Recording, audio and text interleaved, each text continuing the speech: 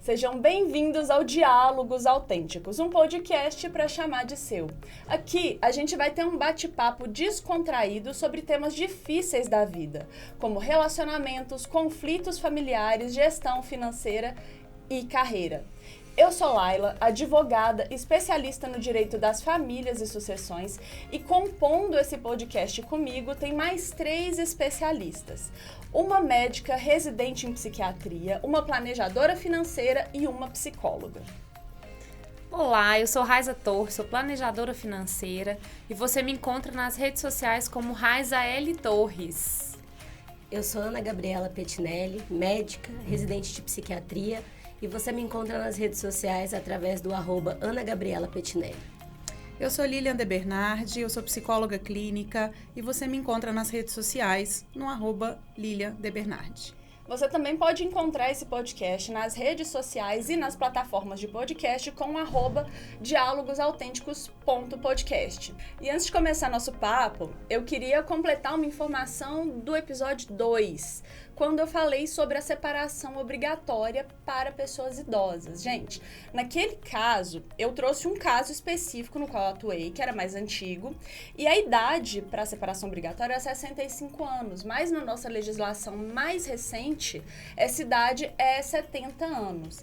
E atualmente teve uma decisão do STF falando que o idoso, se for casar e fizer um pacto antinupcial, sabe aquele famoso que eu sempre falo aqui? Ele pode escolher outro regime de bens, o que é uma decisão extremamente importante, porque, ao meu ver, não existe razão para que uma pessoa, só em razão da sua idade, não possa escolher o próprio regime de casamento, né? Mas a gente vai trabalhar isso mais aprofundadamente em próximos episódios. Se você tiver interesse nisso, deixa eu saber aqui nos comentários. Vamos lá, gente. Começando a nossa pauta. Tipos de divórcio, como funciona o passo a passo. Para começar, assim, eu queria saber de você, Raiza, como que você vê esse divórcio? O que você acredita que uma pessoa tem que fazer? Ele decidir que eu vou divorciar, primeiro passo. O primeiro passo é a pessoa se organizar financeiramente, né? Porque, como a gente já falou aqui outras vezes, ela tem que ter uma condição de se sustentar sozinha, né? Condição de sustentar uma casa.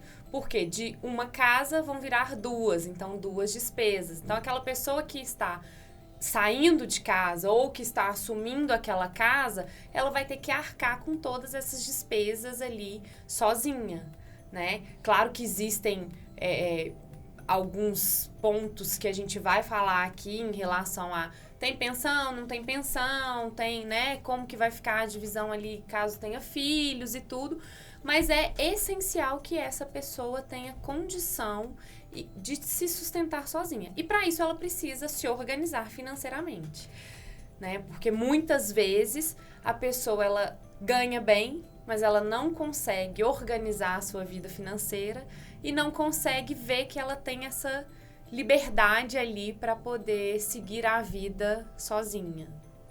E tem algum percentual, assim, que você acha interessante? Por exemplo, eu vou sair. E eu estava até tendo uma conversa com uma advogada amiga minha, e assim, como sair de casa, o meu dinheiro hoje, separado, assim, os núcleos, não é suficiente para eu me manter sozinha. E aí, uma das coisas que a gente tinha conversado era na possibilidade de pensão para o cônjuge, ou na possibilidade de a partilha ser paga em dinheiro, de indenização. O que você acha que essa pessoa precisa pensar em termos de, por exemplo, eu não tenho o suficiente para me manter, então eu tenho que ter ali uma reserva até eu aumentar a minha renda. Você vê um percentual, por exemplo, eu tenho que ter dinheiro suficiente para manter 1 ano, 6 meses, como que você vê essa situação? O ideal, assim, é no mínimo 6 meses. A partir de 6 meses. Então, primeiro a gente trabalha para ter 6 meses. Atingiu essa reserva, né? Eu gosto de chamar de reserva de oportunidade. Atingiu esses 6 meses, já continua para chegar a 1 ano. Porque com 1 ano, né, a gente consegue aumentar e melhorar essa renda ali. Então, o ideal é que essa reserva seja de, no mínimo, 6 meses do seu custo fixo. Né? Porque o que é variável ali, o que é não essencial, na verdade, a gente, num momento muito difícil, a gente tem que cortar. né? Mas o que é essencial? O que é essencial não tem como a gente cortar, que é moradia, que é, né, no caso, um aluguel, condomínio, conta de luz, alimentação, isso aí não tem como cortar, que é a necessidade básica de uma pessoa para sobreviver. Então, disso a gente precisa se manter. Então, tem que ter esse custo bem ali. Quanto que eu vou gastar? O ideal com moradia é que seja até 40%, 45% no máximo da renda, considerando moradia, as despesas da casa, alimentação. Então, assim, no máximo 45% ali.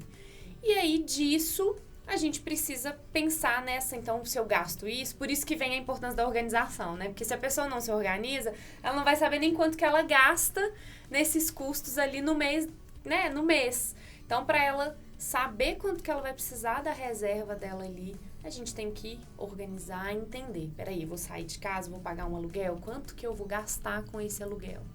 Quanto que é a minha alimentação média aqui que eu vou precisar gastar ali por mês? Tá, e aí a gente tenta fazer uma reserva com uma gordurinha a mais para algum imprevisto que possa acontecer nesse processo, né? Nesse período ali. Eu acho esse tema da gestão financeira extremamente importante, porque é uma das primeiras barreiras que as minhas clientes encontram, sabe? E eu queria saber um outro ponto muito específico que acontece também no divórcio, que é a necessidade de fazer um empréstimo para se reorganizar. Quando você acha que isso vale a pena? Eu sei que, no geral, você não gosta de empréstimo, porque é juros altíssimos, né? Uhum. Mas, às vezes, é necessário, ou não? Necessário. Às vezes, é necessário. Até porque, às vezes, essa pessoa tá, assim, numa situação tão complicada que ela vai pro cartão de crédito. Gente, cartão de crédito, eu sempre falo, ele pode ser um ótimo aliado quando a gente sabe usar. Mas se você não sabe usar, ele é um vilão que pode destruir a sua vida financeira. Porque os juros de um cartão de crédito é o juros mais caro que a gente tem hoje no Brasil, é o maior juros hoje do Brasil. E se a pessoa está devendo um cartão de crédito, é melhor ela pegar um empréstimo consignado, que vai ser metade ali, menos da metade talvez dos juros de um cartão de crédito, para ela quitar essa dívida, para ela ter mais tranquilidade. Porque os juros do cartão de crédito é rotativo. Então, assim, é os juros compostos negativo. Eu sou fã dos juros compostos, mas sempre pensando no positivo, né? Porque ele, de forma negativa, é destruidor. Então, a gente tem que, assim, fugir mesmo. E uma possibilidade ali inicial é um empréstimo, que é a forma mais tranquila, né, da pessoa conseguir ali ter um respiro, até para pensar, né, gente? Porque, assim, vocês da área da saúde mental, se a pessoa tá ali com a cabeça nas dívidas, ela não vai conseguir pensar nem em trabalhar para melhorar a renda dela, né? Então, ela não consegue nem sair desse buraco que ela tá ali para poder voltar a viver, né? Geralmente começa aquele ciclo caótico da ansiedade. A pessoa só pensa nisso, aí ela só pensa nisso, acha que, não, eu não tô ansioso, tô só preocupado porque é uma coisa pontual. Mas aí a pessoa entra nesse ciclo vicioso porque ela não consegue resolver, passa 1 mês, 2, 3, 5, 1 ano, pensando, dormindo mal, porque pensa nisso, até de madrugada não consegue dormir. Acorda de madrugada, fica pensando nisso, não dorme de volta. Passa o dia, não sente fome ou come tudo que tem pela frente, porque tá ansiosa, porque tá preocupada. E aí os sintomas físicos vão aparecendo, dor de estômago, dor de cabeça, fraqueza, exaustão. As coisas vão acontecendo porque a pessoa não resolveu uma questão específica que se desdobrou e tomou conta da vida dela. E acaba até gastando mais. Às vezes essa pessoa vai ali pelo desespero que ela tá, a vontade de sentir uma alegria na vida, ela vai lá e gasta mais. E aí vai... E sabe o que eu vejo muito? Às vezes, o empréstimo, ele parece ser um valor muito alto e a gente fala, não, eu não vou pedir 30 mil emprestado. Mas eu também não vou pagar o total aqui do meu cartão de crédito. Eu vou pegar um pouquinho ali do cheque especial. E muitas vezes a pessoa entra numa dívida muito maior, porque ela tem que calcular o que você vai pagar de fato, né? Porque você fala assim, só se fosse 3 mil reais no cartão é melhor do que 30 mil. Não necessariamente. Porque no próximo mês você pode ter que pedir de novo, depois de novo, e aí você se enrolou todo e tá super complicado, né, Raiza? Exatamente. Então, às vezes, a dívida, né, o valor sendo maior de um empréstimo é muito melhor do que ficar arrastando essas pequenas dívidas por muito mais tempo. Exatamente. E aí entra até aquele fator psicológico que a gente pode até falar disso, né, Lilian? Que a pessoa ela tem que entender qual que é o limite dela. Sim. Para quem não sabe, a Raiza é minha planejadora financeira. E uma demanda que eu levei para ela foi, Raiza, eu preciso ver o dinheiro na conta. Esse dinheiro não pode sumir para um negócio onde eu não tenho controle, porque isso vai me deixar ansiosa. E aí a gente tem que ter esse respeito, né, Lilian? Com certeza.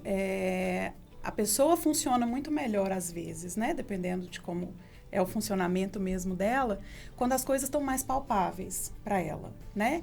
Então, como você mesma disse, né? Eu preciso ver o dinheiro na minha conta, né? É uma característica sua. Você funciona muito melhor dessa forma. Isso vai te equilibrar mais, né? A tendência é que você funcione melhor, é que você tome melhores decisões, é que você seja mais assertiva, é que você seja mais centrada, por ter o controle das coisas que você está planejando naquele momento, né? Quando a pessoa não dá conta de fazer isso, ela vai cair no que a doutora Ana está falando, né? Em ciclos viciosos, em estresse, em transtornos de ansiedade, pode gerar aí também um quadro depressivo, né? Por estar vivendo esse ciclo de não saber e não encontrar saídas, não encontrar soluções, né? Ver as coisas obscuras.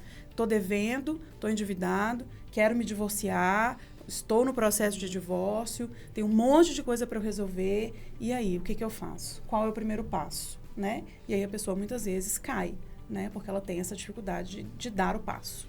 Exatamente, a gente tem que pensar. Eu tive até uma vivência minha própria.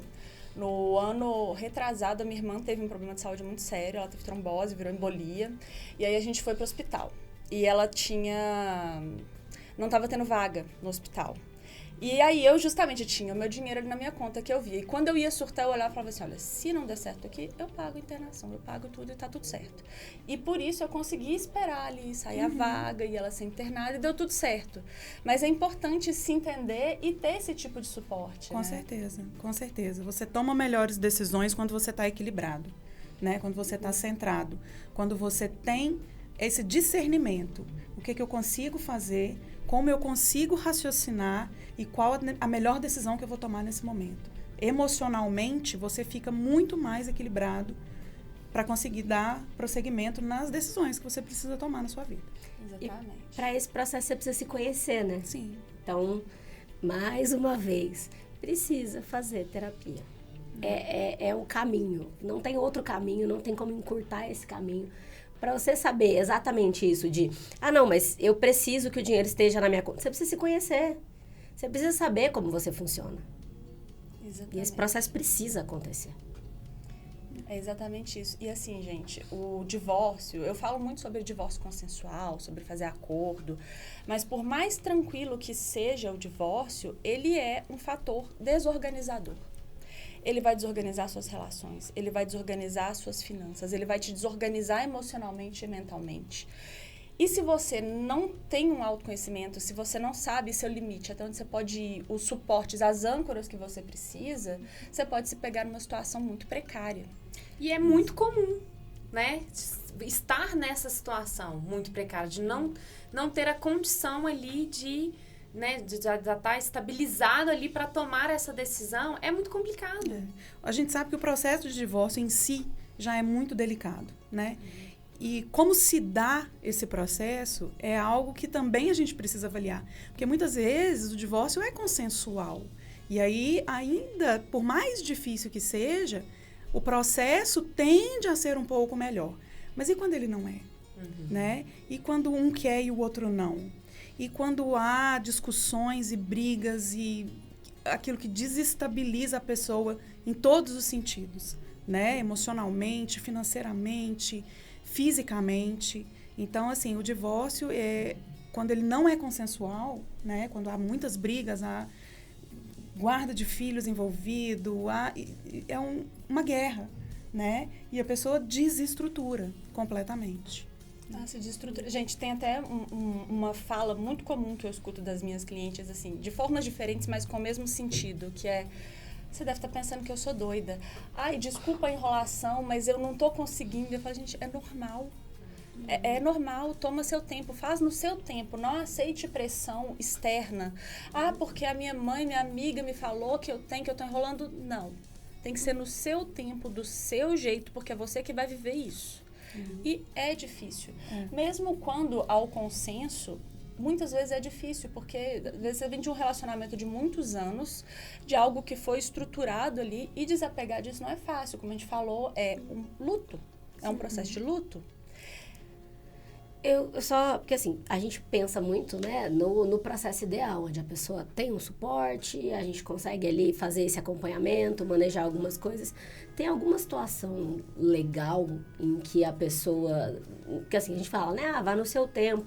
Tem alguma situação em que a pessoa não vai no tempo dela, em que a lei extrai essa pessoa dessa relação, assim, algum contexto específico que isso acontece, ou que a família pode ir lá e falar assim, não, isso aqui tá inaceitável, tá muito fora do contexto, e a família pode intervir? Tem alguma situação disso? A intervenção da própria família, não. Mas se uma das partes ali, marido e mulher, ou marido, mulher, né, não quer mais continuar aquela relação, e você tá tentando ali tomar seu tempo para processar, ele fala, não vou te dar esse tempo, dê entrada no processo. Você não tem essa opção. Sim. Você vai ter que apresentar defesa, o processo vai acontecer. Ah, mas e se eu não comparecer no processo? O divórcio vai ser decretado sem você falar nada. E uma coisa que pouca gente sabe é que demandas de família são urgentes no sentido de que quem entra primeiro sai na vantagem. Porque o juiz vai ter acesso à sua versão dos fatos primeiro. Quem vai ali apresentar a contestação, a defesa, vai ter não só que contar a própria versão, mas desconstruir aquilo que você falou. Então, até para um caso de pensão, se fixou os alimentos provisórios, né, que é a primeira fixação de pensão. Por exemplo, fixou num valor muito alto e a outra parte vai lá falar, não, tem que ser menor. Ele vai fazer isso por meio de um recurso que chama agravo de instrumento, vai para o Tribunal de Justiça. Isso demora, vai ter que passar ali por 3 desembargadores, vai ter que ser decidido e tem um processo de uns 3, 4, 5 meses para mudar. E às vezes você pode ficar pagando isso por muito tempo. Se for um valor baixo, é a mesma coisa. Um valor baixo é a mesma coisa. Você pode ter ali 30% de um salário mínimo, que hoje não dá para absolutamente nada. E mesmo que lá na frente a pessoa tenha que pagar retroativo, é um prejuízo e tanto você não ter o dinheiro ali mês a mês, né? Você precisa sobreviver até lá, né? E ainda mais criança, gente, são alimentos. Alimentos são coisas para sua subsistência. É urgente. Não tem tempo para esperar. Num contexto de violência, assim, a lei opera de uma forma diferente? Se há, por exemplo, violência doméstica, alguma coisa assim? Essa separação, ela acontece pelo mesmo processo? É diferente? Como é que... Não, o que acontece? Existem as normas de caráter patrimonial e as normas de caráter existencial. Patrimônio é aquilo que a gente está falando aqui de bens, de dinheiro, de coisas. E existência é a aplicação da sua personalidade naquilo que está acontecendo. O casamento é uma norma existencial, então é a existência daquela própria pessoa naquilo que ela está fazendo. Então não tem como outra pessoa de fora virar e falar, você vai sair, tem violência doméstica. Por isso, a violência doméstica, o que enquadra ali na Maria da Penha, a gente fala que é um crime condicionado à representação. O que significa? Você sofreu a violência doméstica, você tem que ir lá e falar, eu sofri violência, eu quero representar. Depois disso, o processo continua mesmo que você não queira mais. Você pode mudar de ideia, mas ele vai continuar. Mas se você não fizer essa representação, não vai ter. É uma escolha da pessoa. Entendi. A pessoa realmente precisa, então, tomar essa decisão, mesmo que momentaneamente, essa decisão precisa ser tomada pela pessoa. Exatamente. Não existe uma forma de alguém intervir por Existe. essa. Outra pessoa pode fazer essa intervenção, fazer a denúncia, a polícia vai lá, vai ter investigação, mas o processo não vai seguir sem a decisão da pessoa de fazer essa representação. Então, em algum momento, ela precisa tomar essa decisão. Exatamente. Não tem como um terceiro tomar essa decisão por ela. Exatamente. Em muitos casos, inclusive, de violência doméstica, falam, mas ela foi na delegacia tantas vezes e não teve processo porque a pessoa não representou. E é muito difícil fazer essa representação, porque é uma pessoa que está extremamente vulnerável ali. E, às vezes, tem um vínculo afetivo, né, gente? Acho que vocês até conseguem explicar isso melhor do que eu. Como que tem essa confusão do agressor e o meu parceiro de vida. Isso é aquele processo, né, que eles chamam da fase de tensão ali, onde as coisas ficam complicadas.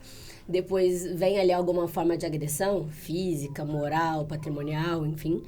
E depois que tudo acontece, né, e aí às vezes acontece de chamar a polícia, fica tudo confuso e caótico mesmo, acontece o que o pessoal chama de lua de mel.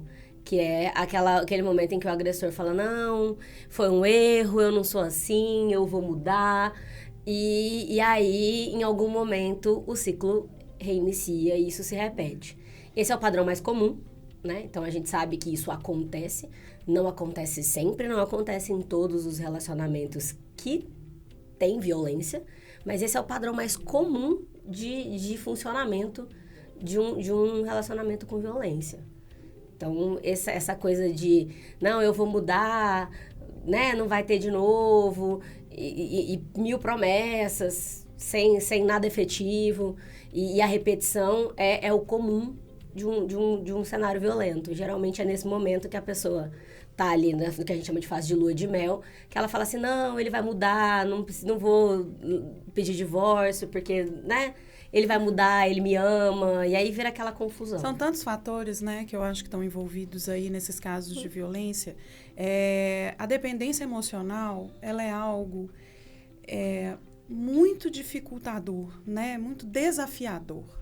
Então, a pessoa, quando está dependente da outra emocionalmente, financeiramente, tem as suas limitações, tem as suas carências, tem as suas dificuldades.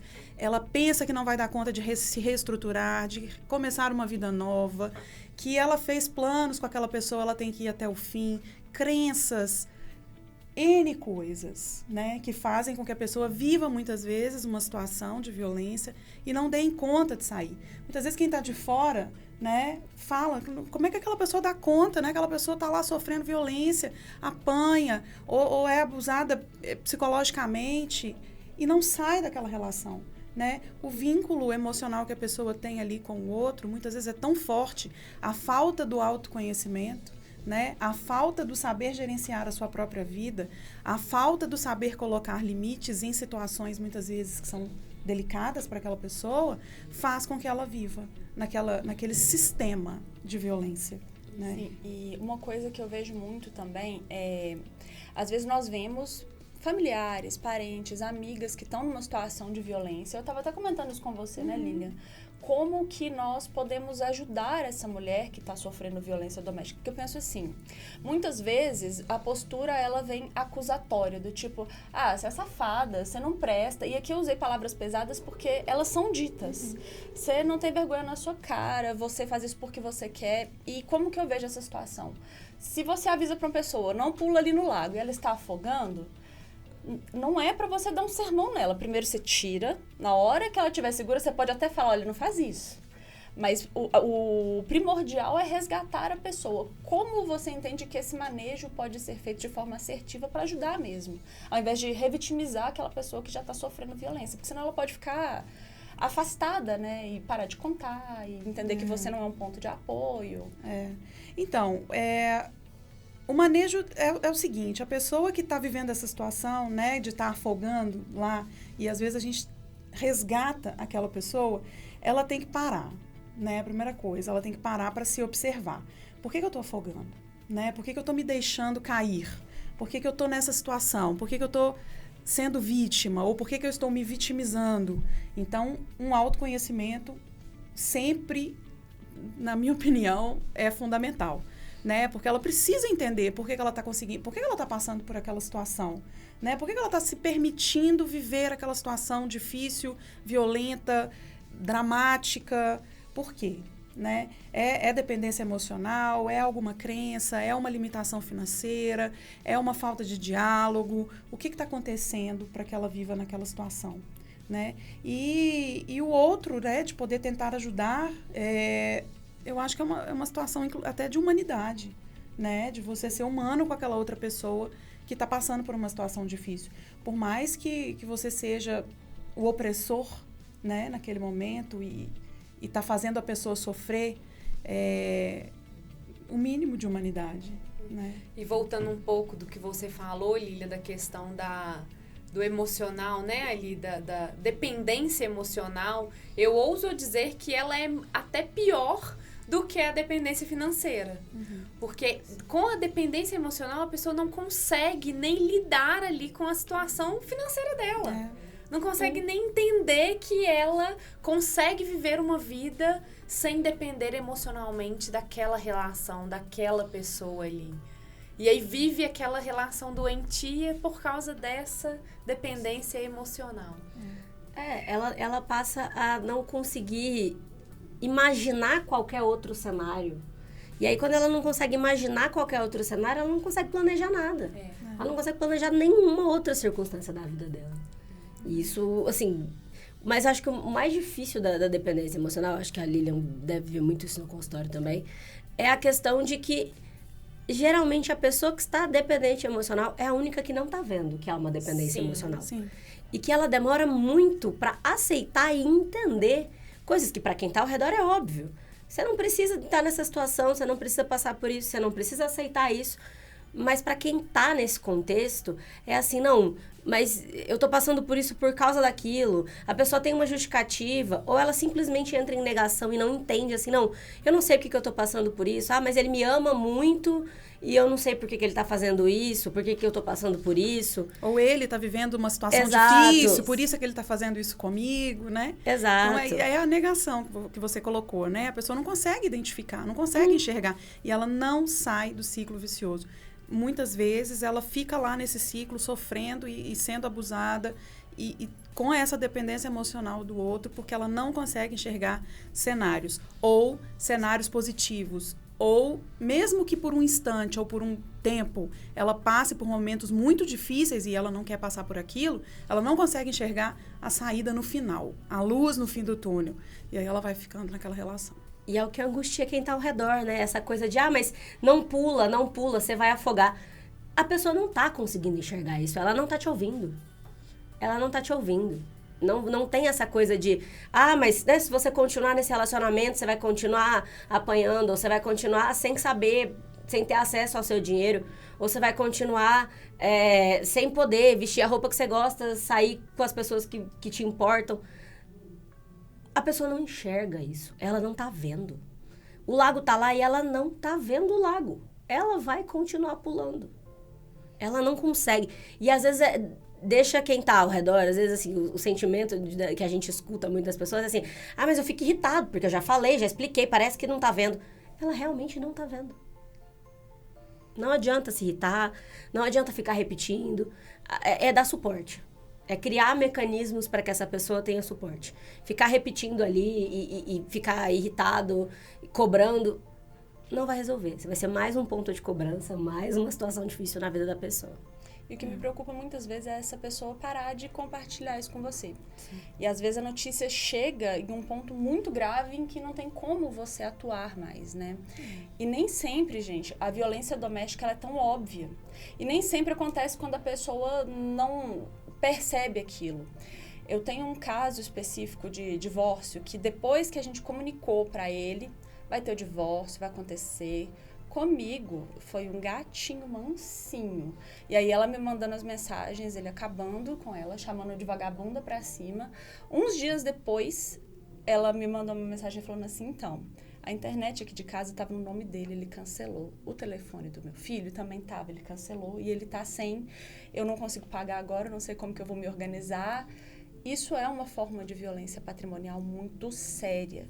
Outra forma que é também usada para violentar a mulher é a famigerada alienação parental, que é muito sério, tem uma história muito controversa por trás disso. E é um tema denso, gente. Então, estava até previsto para a gente conversar sobre isso hoje, mas vendo aqui o andamento desse papo, eu acho que vale dedicar um episódio só para alienação parental, ou parte considerável desse episódio para isso. Então, eu acho que a gente está pronto aqui para finalizar essa conversa onde a gente está. E eu queria ver um entendimento de vocês sobre o que a gente bateu aqui de ideias das conversas dentro da área específica de cada uma. Eu acho que é mais ou menos o que a gente começou falando no início do episódio, né? A gente olhar para para a vida financeira, como que tá naquele momento, quais são os seus ganhos e quais serão as suas despesas, né, para conseguir organizar esse divórcio da melhor forma possível. Acho que antes da decisão, decidiu mesmo, vai separar, mas vamos organizar então o emocional e o financeiro ali em paralelo para poder daqui, sei lá, 6 meses, 1 ano, essa separação seja da melhor forma possível para quem está saindo, né, dali daquela casa, para que seja a forma mais leve. O cuidado com a saúde mental, né, ele tem que ser priorizado, né? E cuidar da saúde mental, gente, não é luxo, é necessidade básica, né? A pessoa sem saúde mental, sem equilíbrio emocional, não faz nada. Ou tem muita dificuldade de dar passos. Ou entra em situações de crise, de transtornos, de doenças, de ideações suicidas. É muito sério.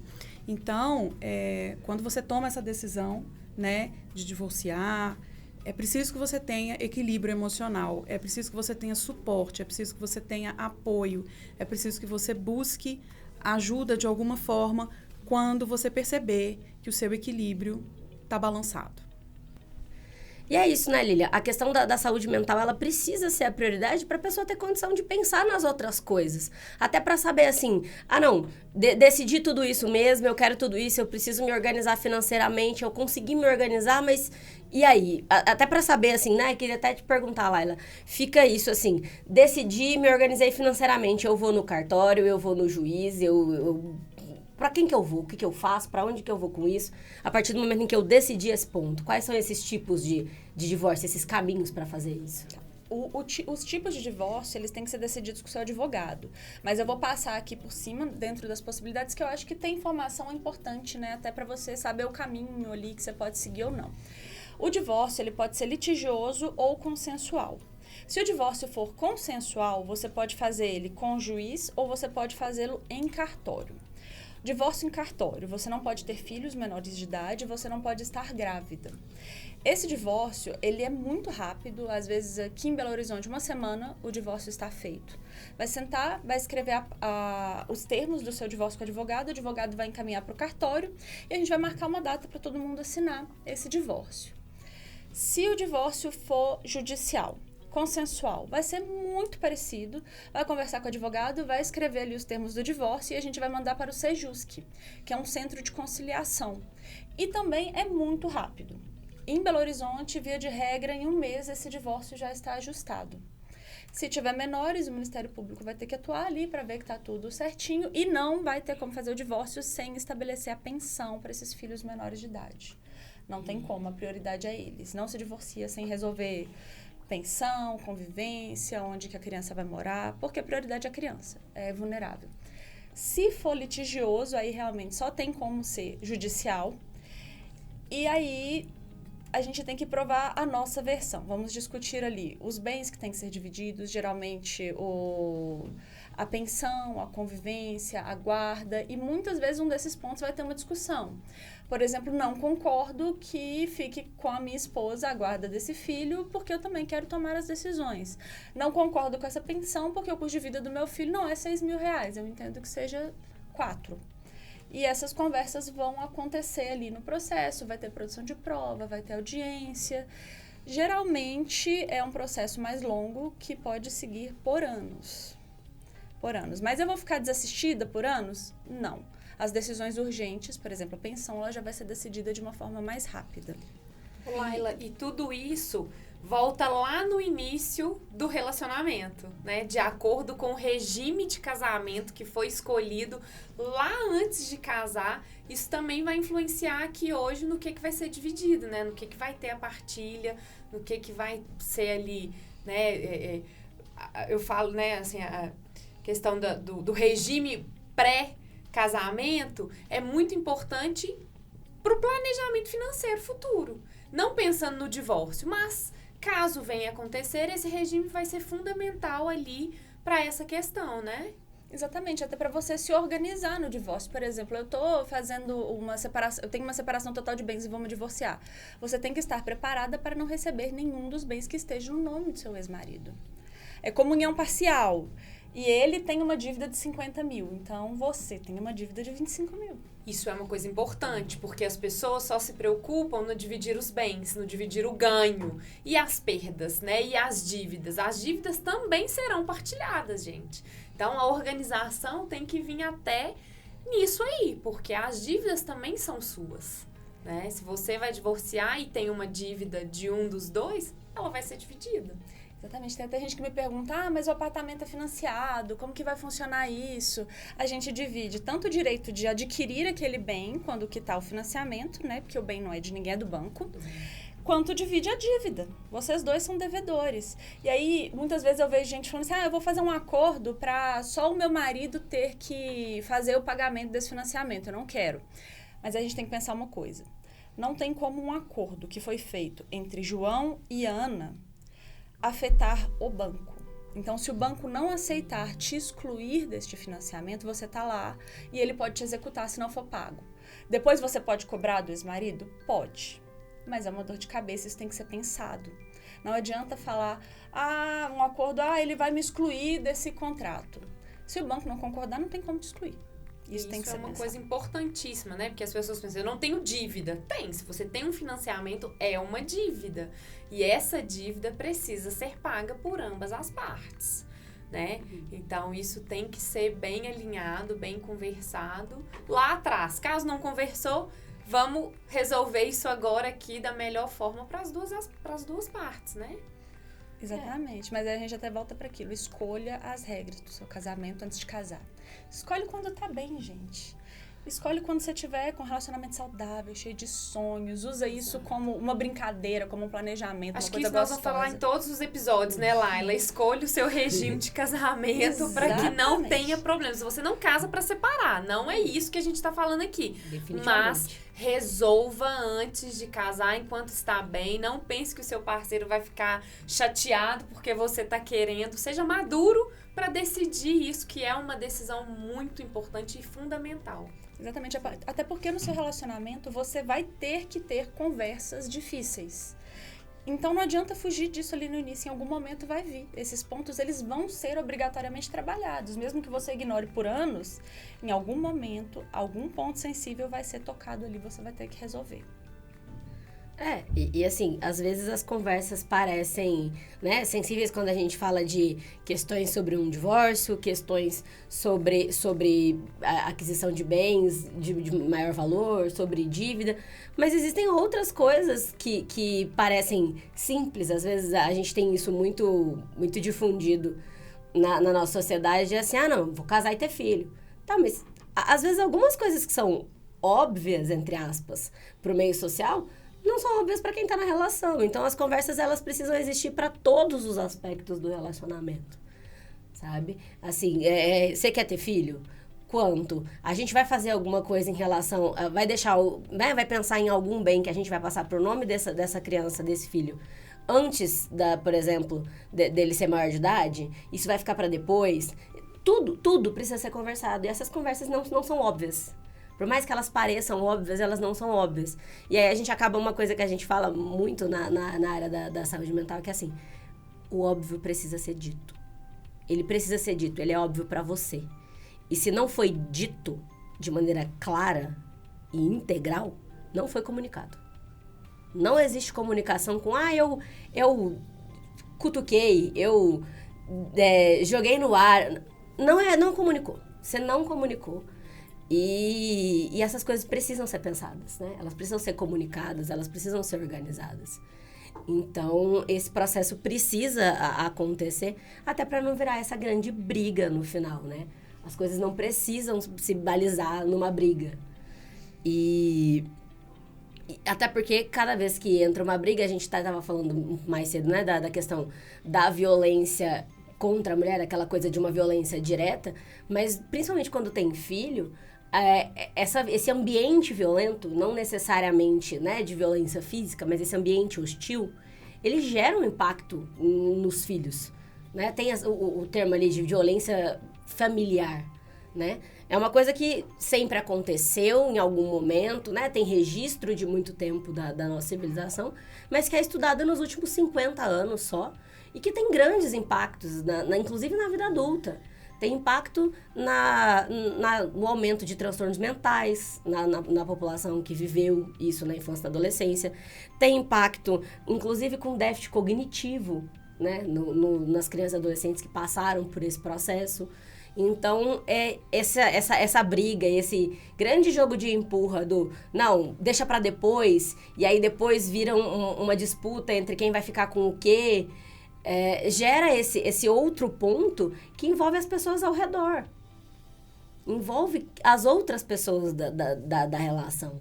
Envolve sogro, sogra, filho, enteado. Envolve outras pessoas dessa relação. É exatamente isso. E assim, sobre isso que você falou, é importante, inclusive, não ignorar pontos complicados do modus operandi do seu parceiro. Por exemplo, você vê ali que o seu marido, namorado ainda, noivo, faz chantagem emocional com a mãe, que ele grita, que ele manipula pessoas para conseguir o que ele quer. Isso é um grande indício de que, se houver um divórcio, talvez ele cometa alienação parental com seus filhos.